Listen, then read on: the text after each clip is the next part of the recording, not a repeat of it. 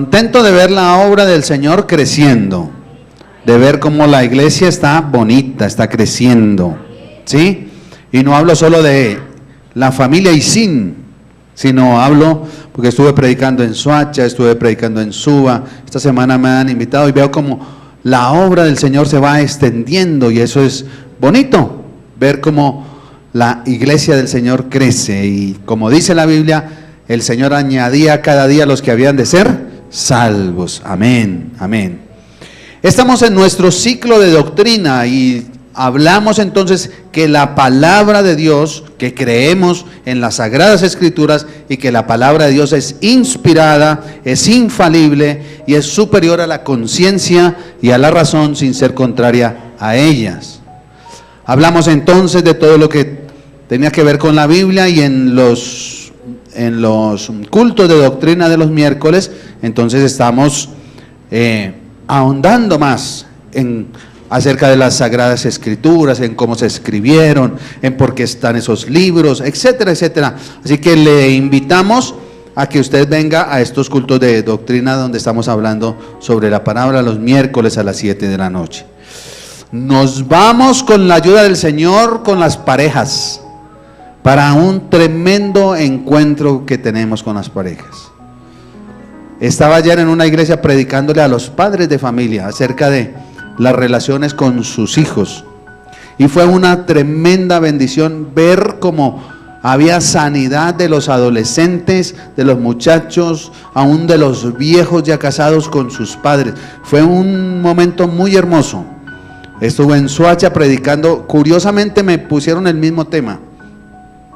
Y más de 300 personas y ver esas familias unidas, llorando, pidiéndose perdón, fue algo muy bonito.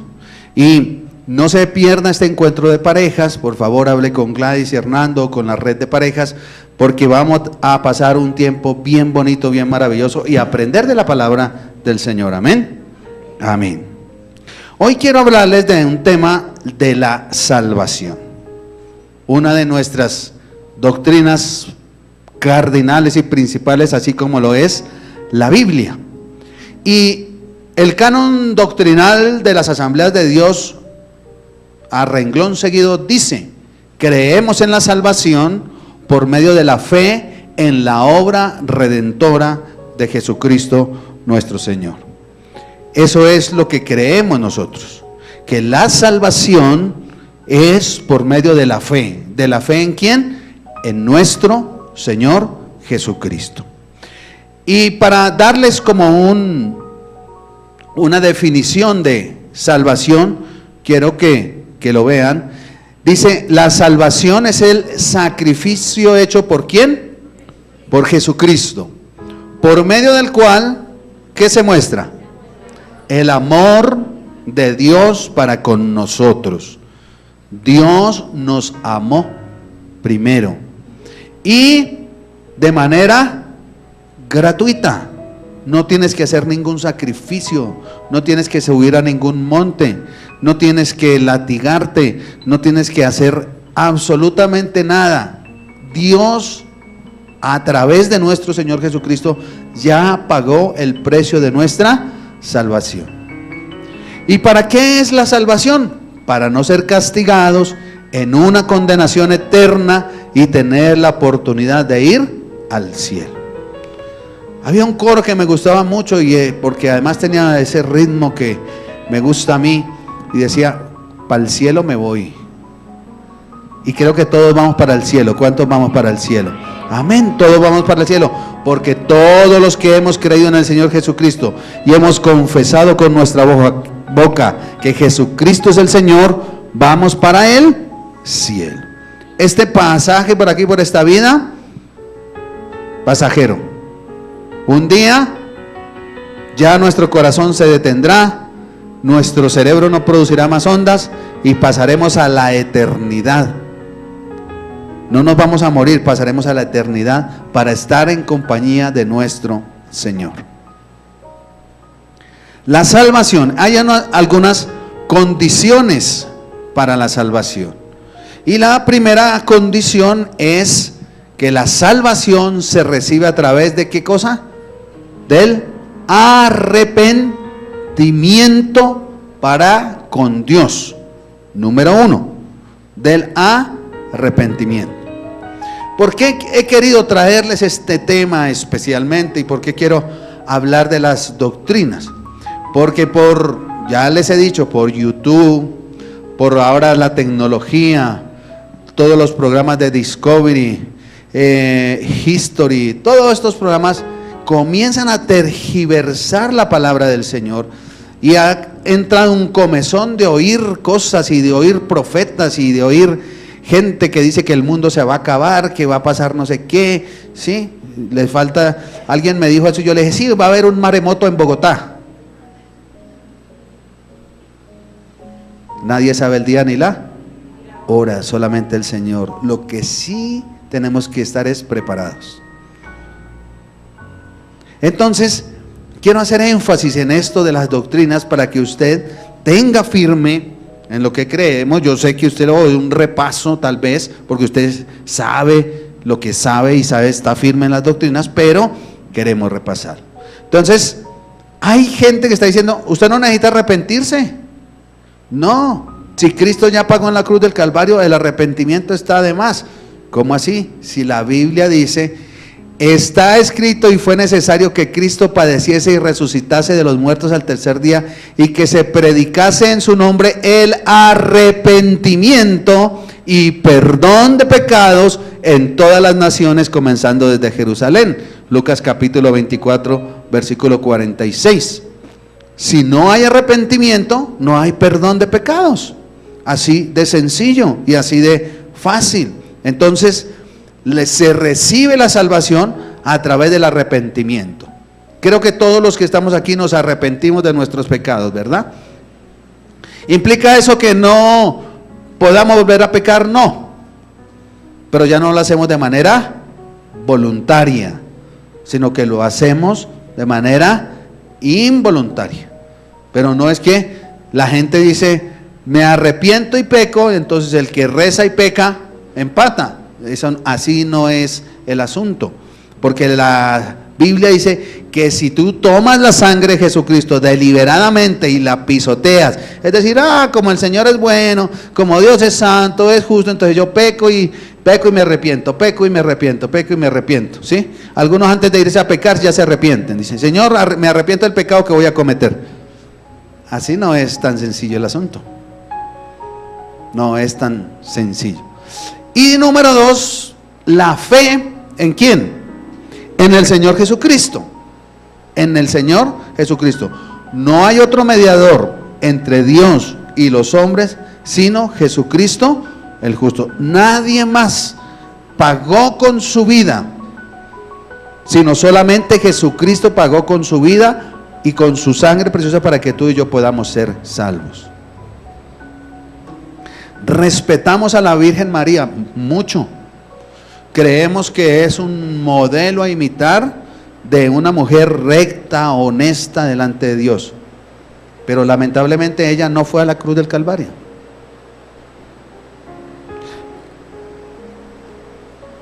Pedro puede ser un modelo en determinado momento, pero Pedro no fue a la cruz del Calvario.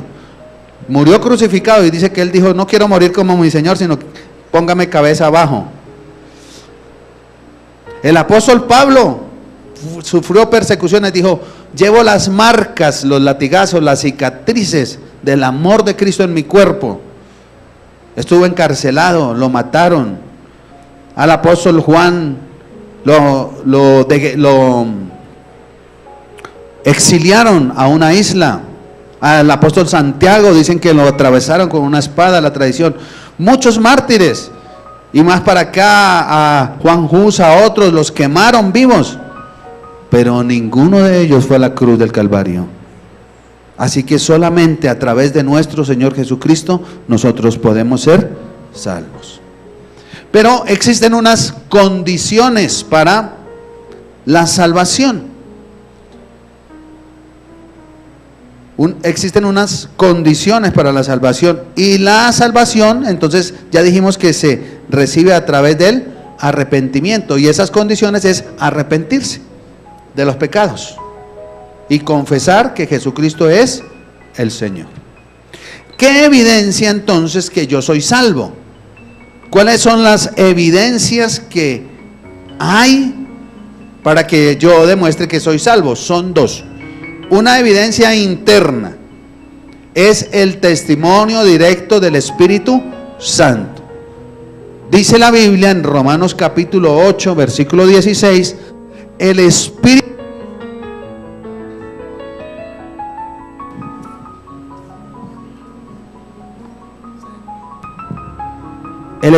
mismo da testimonio a nuestro espíritu de que somos hijos de Dios. ¿Qué es lo que está diciendo el versículo? Que de espíritu a espíritu, de Espíritu Santo a mi espíritu, me da testimonio de que soy hijo de Dios.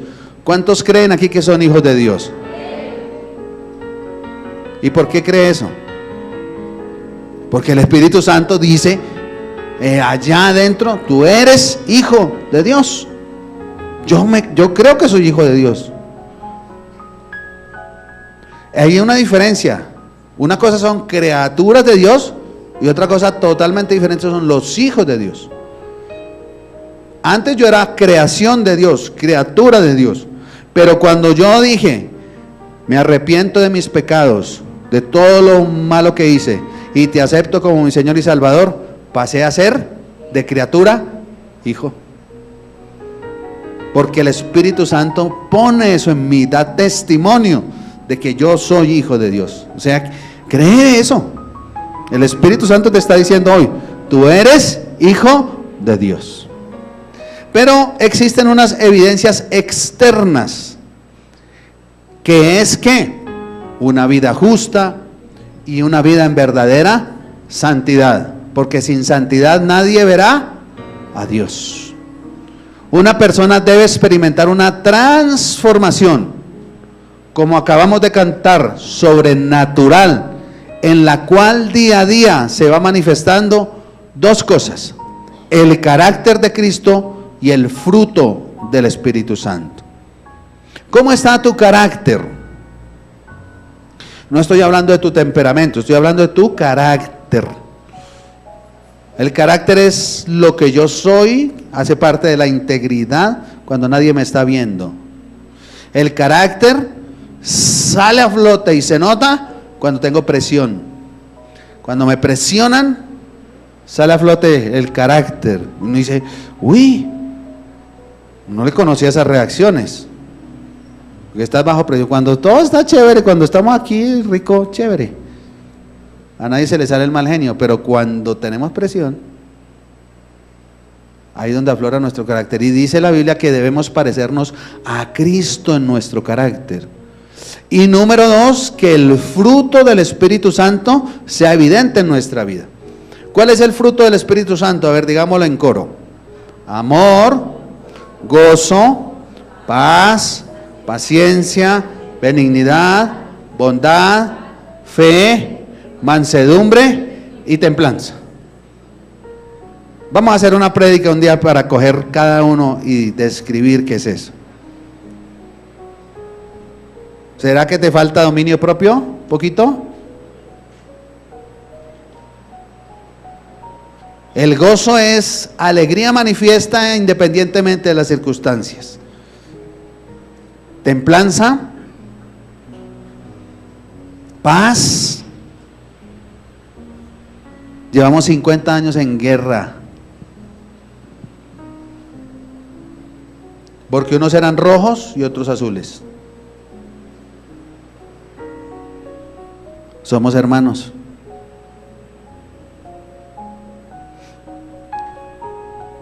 Fuimos a una iglesia que queda, se me olvidó el pueblito, pero allá las ranas usan ruana. Arriba, en la montaña. Todos usan ruana y sacó así un frío, hermano. Dos familias que no se podían ver, se mataban unos a otros. Llegó el evangelio de nuestro Señor Jesucristo a ese lugar. Se amistaron, están en la iglesia y ya entre sus hijos se casaron. Eso hace el poder de Dios. Que donde había enemistad haya amistad. Yo me acuerdo cuando iba al estadio con mi papá y nos sentábamos azules, rojos, verdes, amarillos, morados, todos ahí. Llevábamos piquete. Pasábamos.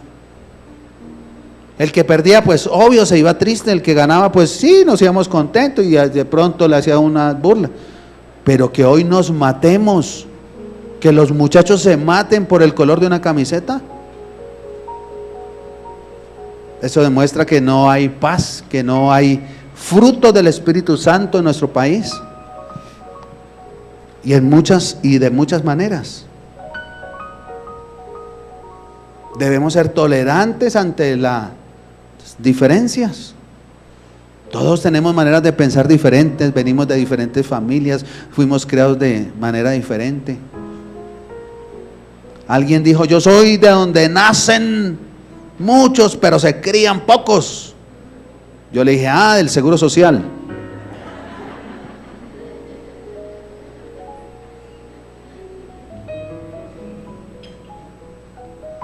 Evidencia externa. Efesios 4:24 dice: y vestidos del nuevo hombre, creado según Dios en la justicia y santidad de la verdad. Por lo cual, desechando la mentira, hablad verdad cada uno con su prójimo, porque somos miembros los unos de los otros. No le está hablando a los que están afuera, le está hablando a los de la iglesia, que estaban peleando dentro de ellos, discutiendo, diciendo mentiras.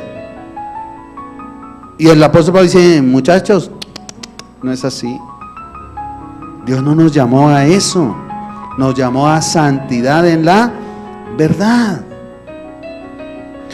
Tito 2:12, enseñándonos que renunciando a la impiedad y a los deseos mundanos, vivamos en este siglo sobria, justa y piadosamente.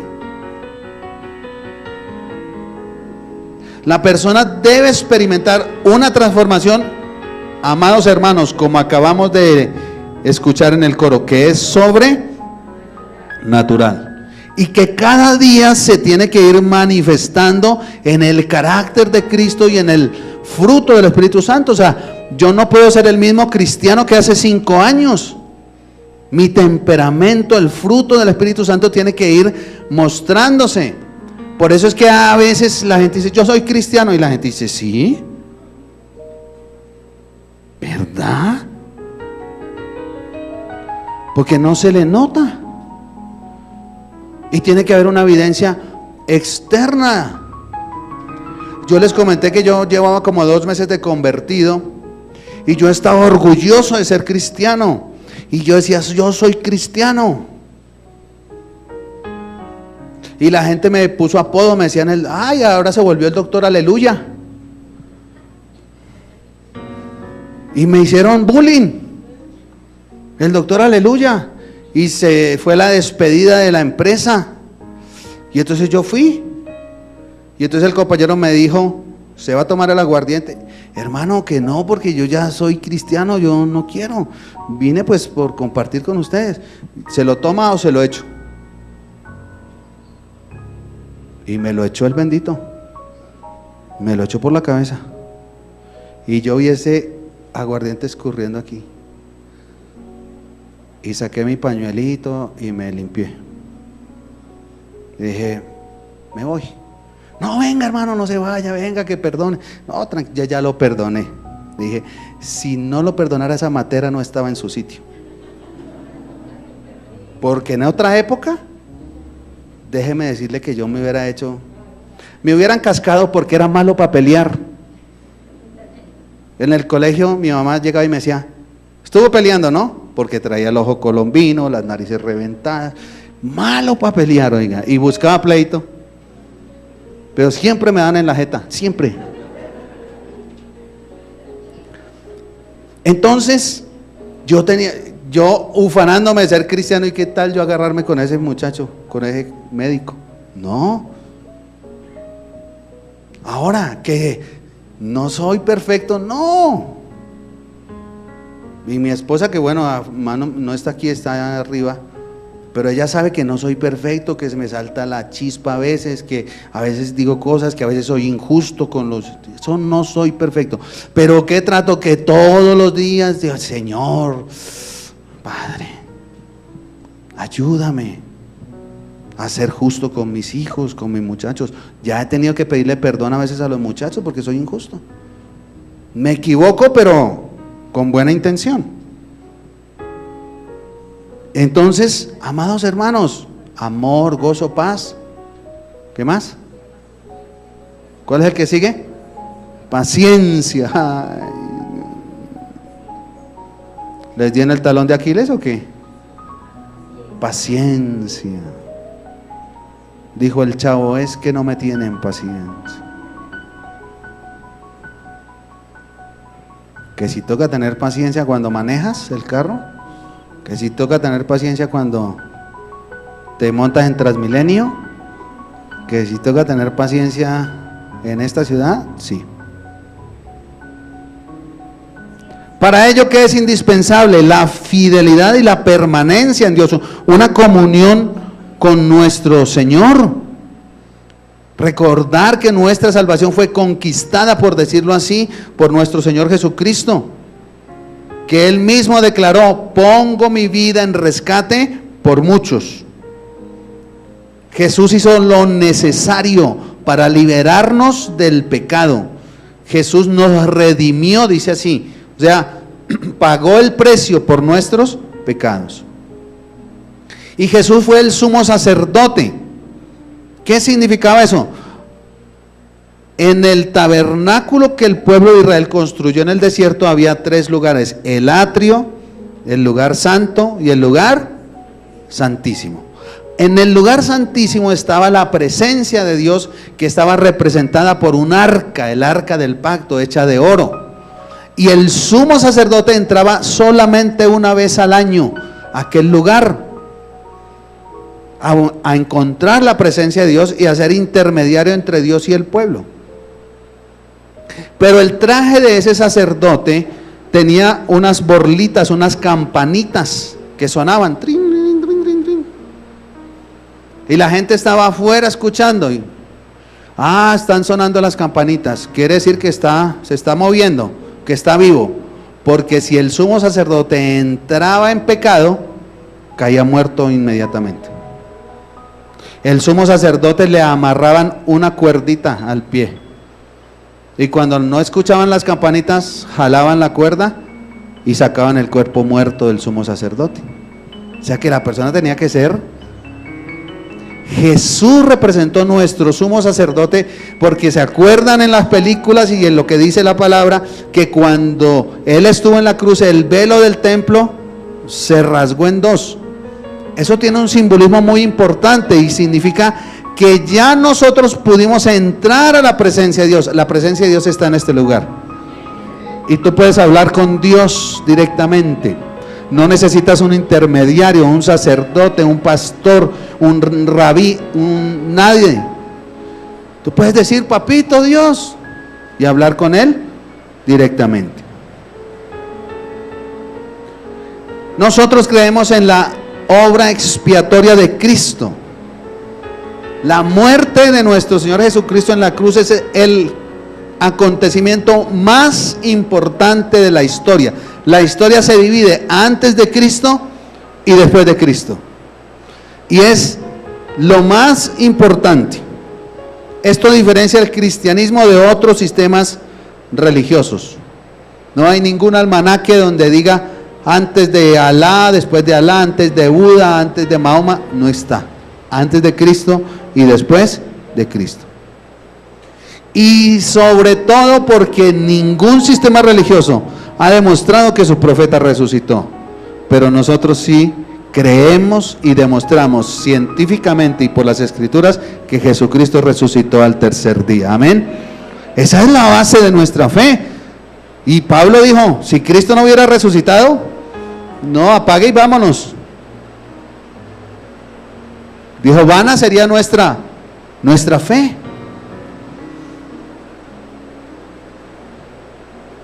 El milagro más grande que está narrado en la Biblia es la resurrección de nuestro Señor Jesucristo. Y ahí basamos nuestra fe y nuestra salvación. Entonces, ojo, porque cuando usted le dicen, encontramos los huesos de Jesucristo, de María y del niño. No, que Jesús se casó con María Magdalena y que no sé qué, que tuvieron hijos y uno de esos hijos fue al Tíbet y no, es una cantidad de cosas que le inventan a usted en la televisión. No hay motivos. Jesús resucitó en cuerpo y está sentado a la diestra de Dios Padre intercediendo por nosotros. Yo creo que merece un aplauso mi Señor Jesús en esta mañana por eso. ¡Aleluya!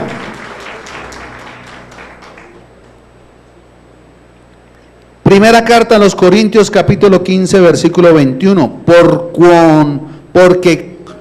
cuanto la muerte entró por un hombre, también por un hombre la resurrección de los muertos. Porque así como en Adán todos mueren, también en Cristo todos serán vivificados. Un día nuestro corazón dejará de latir. ¡Pip! Nuestro cerebro dejará de producir ondas. Y dirán, ay, el pastor Jaime tan buena papa que era, pero se murió.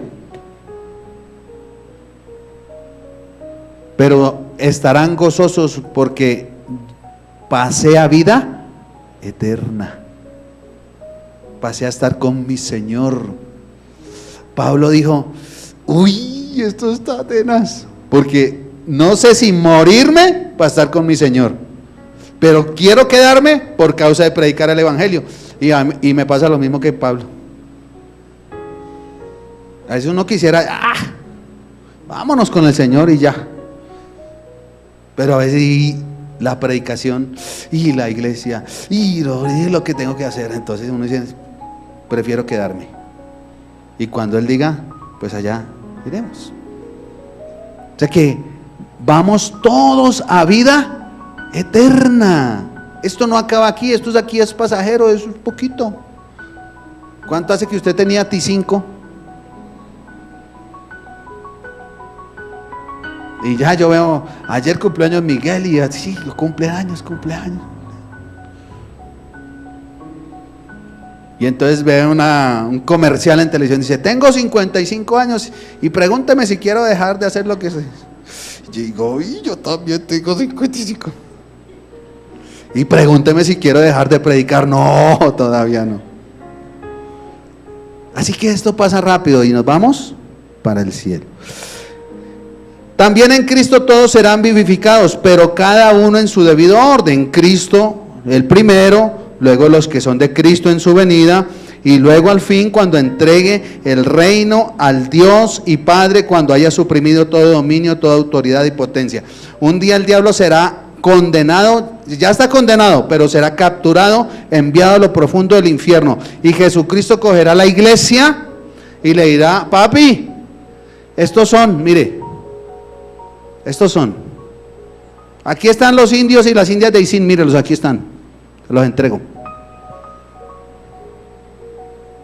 Eso es lo que dice ese versículo. Un día Jesucristo junto con nosotros le dirá, papá, aquí está la iglesia.